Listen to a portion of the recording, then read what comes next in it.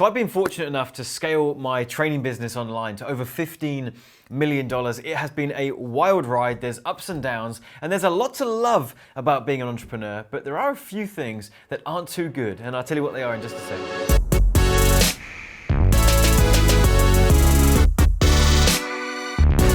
Firstly, if you're new to the channel, welcome. My name is Penberthy. I'm the founder of a marketing education company called adclients.com. And as I said, we've scaled that business to over $15 million now, selling our courses and our coaching programs. And we specialize in helping people build the right marketing systems and traffic generation strategies to generate more clients for their courses and coaching programs as well. So do come check us out, adclients.com. And if you're not subscribed to the channel already, make sure to do that as well. We put out a bunch of great content right here on the channel. So it's been an interesting journey, scaling this business online. I've been in the game for 10 plus years. Remember, I left school and straight away I wanted to be an entrepreneur. Like, that was just something that was it was like in my veins. Like, I don't want to go grab a job. Instead, I want to build something for myself. I want to be able to create jobs in the future. That was all very exciting for me.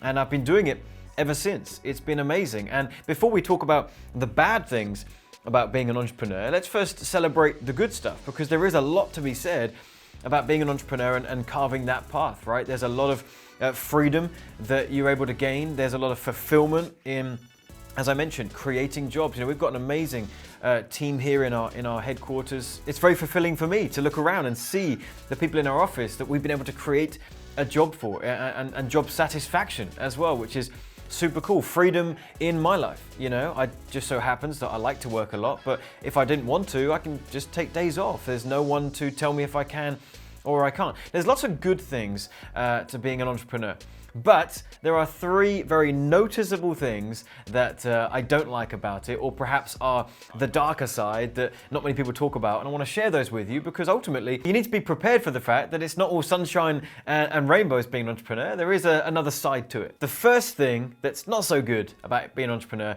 is that you take on all the risk. Now, there is a part to this where you can start to learn the game and love the game of risk. There's ups and downs, and it's constant. It's never ending.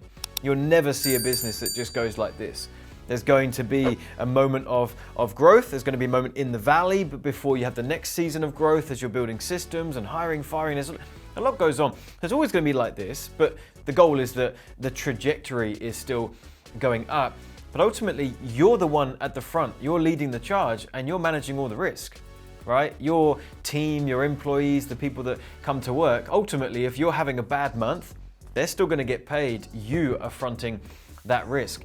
If we're having a really bad month and the finances aren't looking good and cash flow isn't great, sometimes the numbers are very big and very overwhelming, but that's part and parcel with the job of being the leader of the company and the entrepreneur, is that you are fronting all that risk. And oftentimes you're fronting lots of risks that your team aren't even aware of, your friends and family aren't even aware of. That's just happening behind the scenes. That's part of the job. The second thing, and I guess it's not so much a bad thing, but it's just something to be aware of, is that there's a lot of weight that you're carrying, right? Honestly, there really is.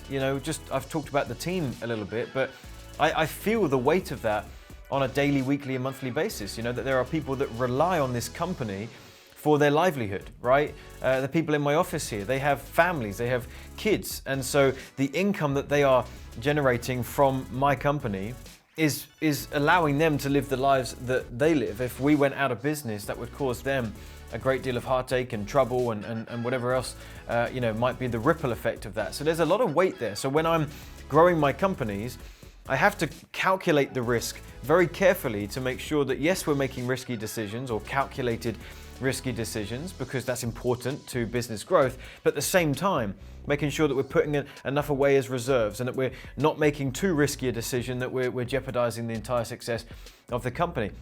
That's just on the team side, the client side. I'm the face of the company. I carry the weight of that if our clients come in and don't succeed, right? Well, that's a problem. We need to make sure the clients are succeeding, and ultimately the top line responsibility falls to me. So there's a lot of weight to be carried as well as you are growing your company. And the third and final thing is the difficulty to switch off. I'm getting better at this. I'm learning how to take breaks and remove myself from the business and have a holiday where I just don't think about the business, or just do a higher level thinking as opposed to in the business work. But there are moments where genuinely I want to switch off and I'm not able to because of the way my brain is wired and the way that I think. And that's pretty true of entrepreneurs, is that because we've got so much that we're juggling, because there's all the weight that we carry and the risk that we're carrying, there's always stuff to think about. And sometimes, people don't tell you this, we're envious of a 9-to-5 job. Genuinely, there are moments where everything can feel so overwhelming that the thought comes into your mind, oh, it'd be so much easier if I just had a job. I know when I clock in, I clock out, I get paid a certain amount and life is good. There are actually those moments because sometimes it does become too overwhelming. And with all of that going on, the ability to switch off is very hard. I'll give you one example, sleep. I don't sleep great. I sleep fine, it's not terrible, but that is an example of where I put my head down on the pillow and I'm genuinely trying to fall asleep, but there's just so much whirling around in my brain that I'm finding it difficult to switch off. So again, I'm getting better at that. I'm figuring out different things that I can be doing, and perhaps I'll do a video on tips that I've come up with that help me to be able to switch off. But that's another one. You know, it's not like there's a moment in the day where you just completely switch off, you don't think about the business until the next day. That just doesn't happen. So switching off is a bit of a difficulty. So those are the pros and cons of being an entrepreneur, but ultimately with all of that, looking at it all, it is still absolutely worth it, and I would go through it and do it all over again, and I'm sure I'll be an entrepreneur until the moment that I die. Don't know why I said that. Hopefully this video was helpful for you. If it was, do me a favor, hit the thumbs up on this video. It really helps the channel. Don't forget to subscribe. We put out new videos like this all the time. And don't forget to check us out at adclients.com if you want to learn more about us as a company and how we can help you scale your online business as well. Until our next future video, I'll see you then.